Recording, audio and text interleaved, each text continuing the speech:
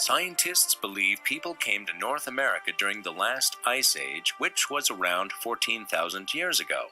The sea level was lower then, so there was land between Alaska and Siberia. It is referred to as a land bridge. If you look at a map now, that area is covered with water. As time has gone on, ice has melted and filled in that area with water. This area is now called the Bering Strait. Because this land bridge is covered by the ocean now, there is no proof that people actually moved between Alaska and Siberia. There are no artifacts or evidence, but instead, this land bridge idea is a theory. The people that lived 14,000 years ago and might have crossed that land bridge are called Paleo-Indians.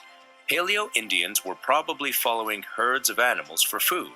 They hunted mammoths and other large animals using stone-tipped spears. Later they learned high-tech tricks like how to use bows and arrows and how to store food in baskets. When their food ran out, they had to move on. This is how scientists have come up with the theory that Paleo-Indians crossed the land bridge.